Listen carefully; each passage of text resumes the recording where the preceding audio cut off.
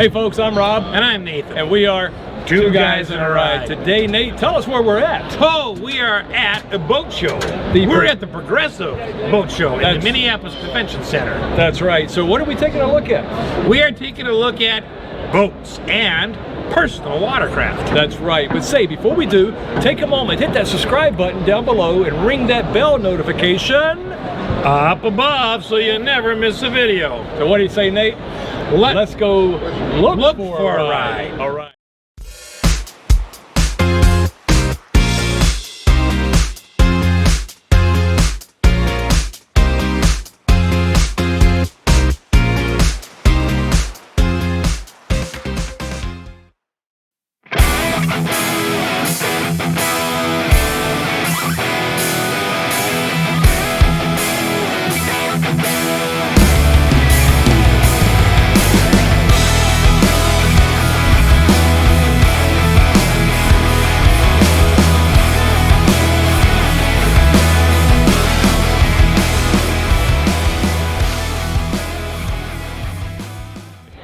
Hi folks, I'm Nathan with Two Guys in a Ride, and today I'm here with Chase. Chase is a pro fisherman. Yep, so right away I'm jealous. He's got the best job in the world. But one of the things that he gets to do is he gets to work with Nitro boats, and he gets to suggest improvements on boats and help them to see it through. So, you know, if you're running a Nitro boat, blame this guy if it's not fixed right. No, I'm joking. Don't blame him. It's not his fault. That's Keith's fault. That's the other pro fisherman. Yeah. No, I'm joking. But so, anyways, Chase, you know, we're gonna take a look at this this 19-foot here. Yeah. And the other video we shot of Nitro boats is really a sort of a pro boat. Correct. This one's more family orientated. So.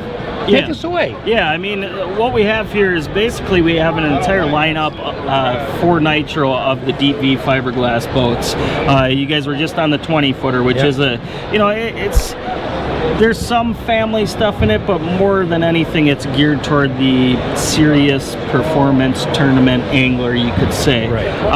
And the thing about that is we have a lot of big lakes up here, you know, Mille Lacs, Green Bay, a lot of big bodies of water. So the fiberglass hulls that we have with Nitro are good because you want a heavy hull, you want something that's stable.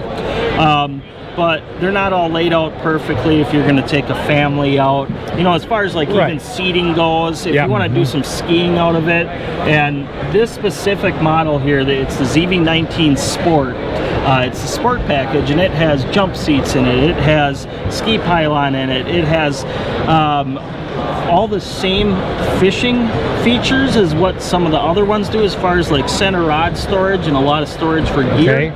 But you also get a combination in it, so you can use it for your family. Exactly, and that's what we're trying to hit with this one. Okay.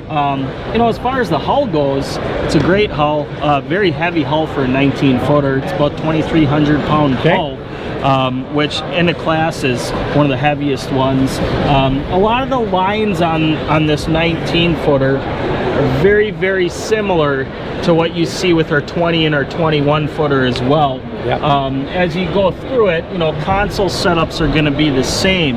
When we start going toward the back of the boat is where you end up seeing the family features that we're really touting with this boat. So if we head back, you can see right away. Big difference in the back deck. Instead of just storage on each side and a full live well across the back, we now have flip-up jump seats, you know, for the kids.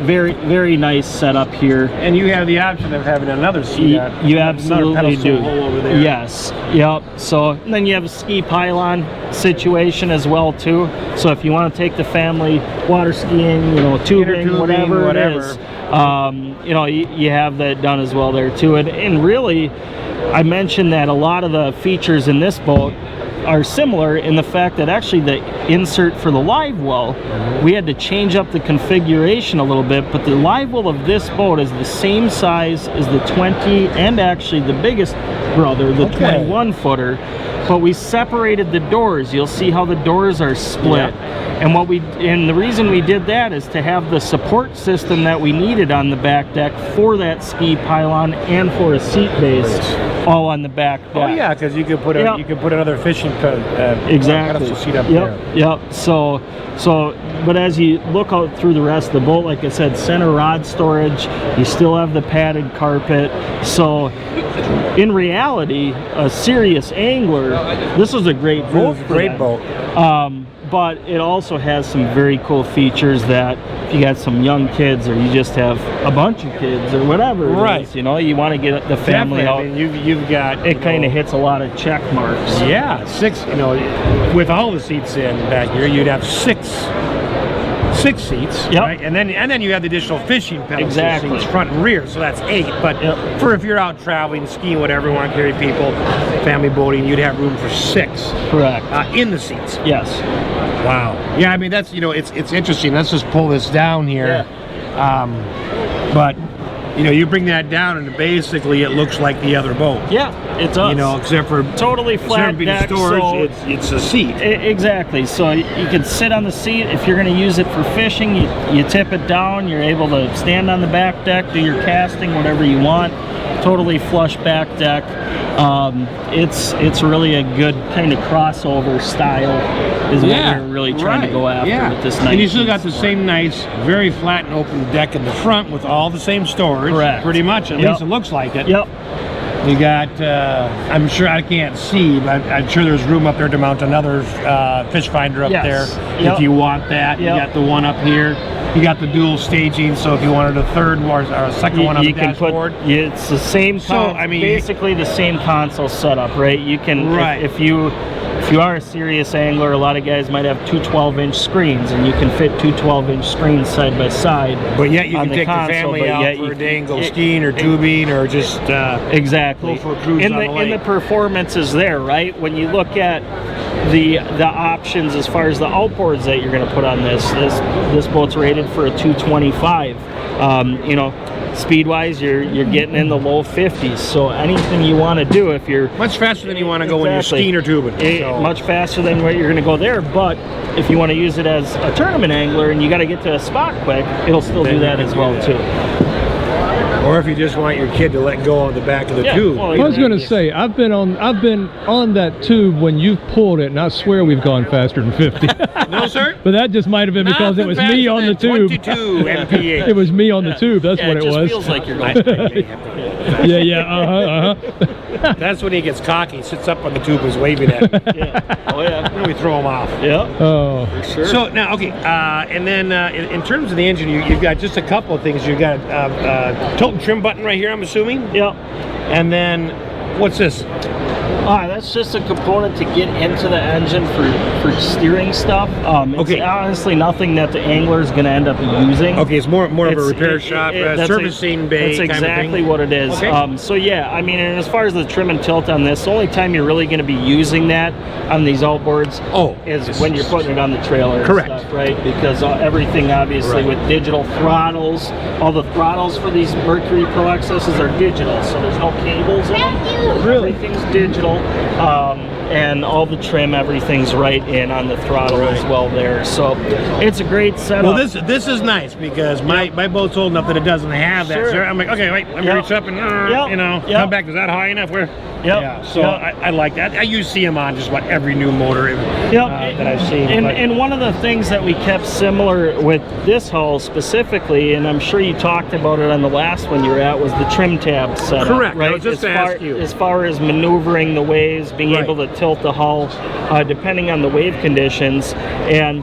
this specific one doesn't have them on, but it's a flat transom. You can get the trim tabs right from Nitro, put them on this boat, so you get really performance-wise just even added performance in that. Yeah, so where you're at with the console, I mean, the main thing. The main difference that I see right now is that this is different. Cosmetically is kind of where it's at, right? The whole idea with the dual level thing, that's going to be the same. Although it looks a little bit different, we have the dual levels, and that is, like I said before, to allow us to put 2 big screens side by side. When you get into the 19, and it's like anything else, right? The bigger you go, the more you want to spend, the more upgrades there's going to be. And it's the same with this lineup of boats. Being that this is the smallest one, instead of that touch touch screen. The Z touch screen that we have in that, it's not cheap toggles. It's still touch, but it's a touch pad. So this will run all those accessories that you could from that touch pad. It just has a different look to it. So bilge, you know, your lights, horn, your live wells, your recirculate. And each one of those has little, you can see, depending on how many times you tap them, you're going to get different high, low, whatever settings you want there. So, but yeah, in reality, the consoles are set up a little bit different, but it's kind of the same general idea. It is. It's very much. I mean, to me, really, the only difference is, I mean, it's the gauges, the physical gauges are placed a little bit in a different spot. But it's the same. It's just that this was a little different. It does the same thing, just not the touch screen. Exactly. This is the same. That's the same. That's a smart gauge. Yeah, so that's we were talking about. That's nuts. That's a smart gauge for Mercury. You control down these engines through the smart gauge. It literally shows you fuel economy. It shows you every single thing you want to know that's going on with your engine, which is just incredible. Very, very cool. They've been out for actually a decent, quite a few years now, but it's just amazing digitally because, like I said the throttle's digital, right?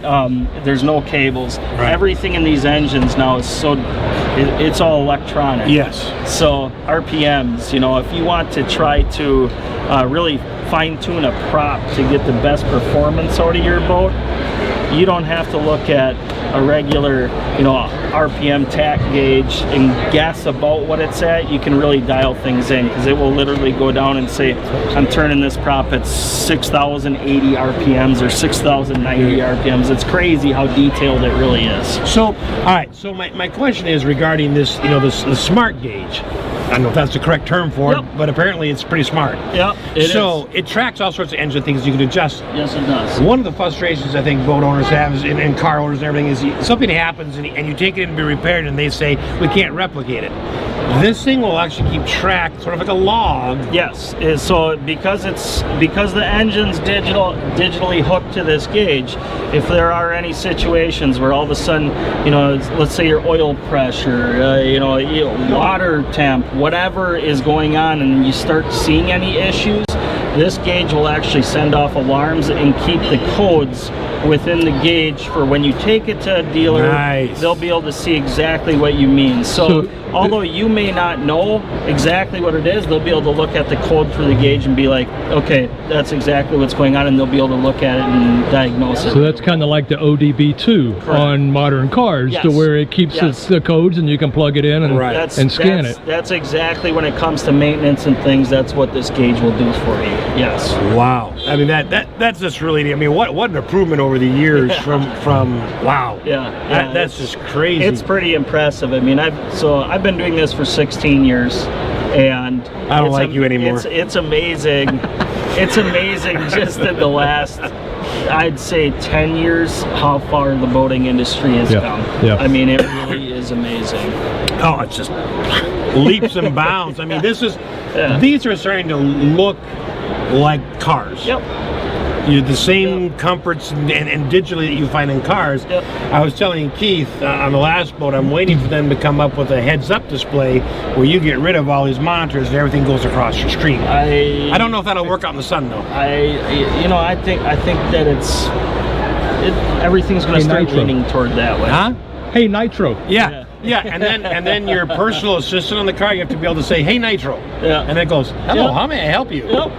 Find me fish. Take me to the fish. We know that. I mean, they're getting to be more and more in cars, and I thought, well, you have all these big screens. I mean, of course, you contain a lot of, but it's all software. So as long as you had something to, anyways, that's a dream. But yeah, that's a dream. But yeah, it's just absolutely amazing. And then down here is where your media is. Yes. So it's all Bluetooth run. Exactly, all Bluetooth run. You know, they call it the kicker system. All the speakers throughout the boats, depending on which model it is, right? Like, you can get setups where there's 4 speakers. They all have subwoofers. You know, I'm still pretty young. I like to listen to a lot of music once in a while. I got a 6- and an 8-year-old, so when I'm rigging my boats and stuff, it pounds pretty good. It's a pretty good stock stereo system, I'll say that. Now, as far as phone storage? Is there any spot in the boat that's just kind of designed to hold the boat, or hold the phone? Yep. I know there's a 12-volt outlet down there, it looks like. Yep, there's a 12-volt outlet there. In this specific one, there's no setup phone holder like there is in the 20. We actually have a specific right, place. there's a spot and for that's that. one of the this hull's been out now for a couple of years. That was one thing that we wanted to change for that. So that was a later haul. So you will, I can probably promise you, as they continue to make top cap changes to this hull, you're going to start seeing stuff like right. that. Yes. And you've got, I mean, in reality is you've got really good fiberglass surfaces and plastic smooths that suction cups will adhere to really well. You can get little ram mounts for your phone holders. There's so many different mounts. Lots of options. Like you mentioned, automotive industry. How many different little phone holder gadgets are there in automotive? So it's I know that's the other thing. I think we'll see. I'm hoping in boats, and I don't know how it will work as in water, but wireless charging. Yeah. So you can just set the phone down. You know, we've seen some of the, not boats, but the wave of the watercrafts, the small personal watercraft. They're getting to a spot where they have like phone storage and it's plastic and it's water sealed, and then they have a plug-in for it. Yep. But the minute you plug it in, the cover's open, so you gotta I can do wireless charging.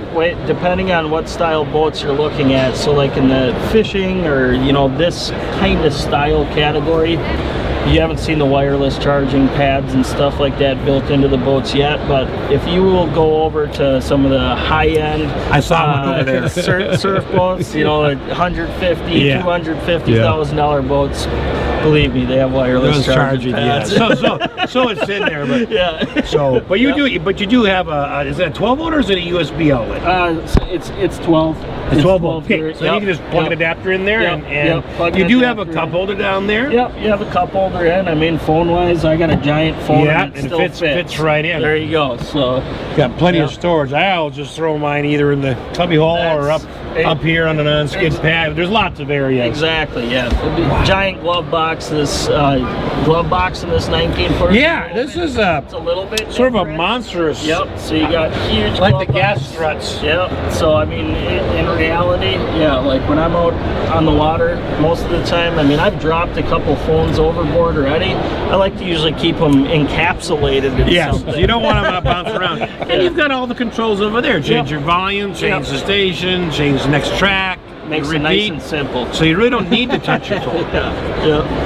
All right, Chase, thank you so much on behalf of Two Guys in a Ride for sharing this beautiful boat with us. I mean, what a neat thing. We've seen one that's really kind of rigged for the pro fisherman, and one that's rigged for the pro fisherman, but also his family. Exactly. Nope, great hulls.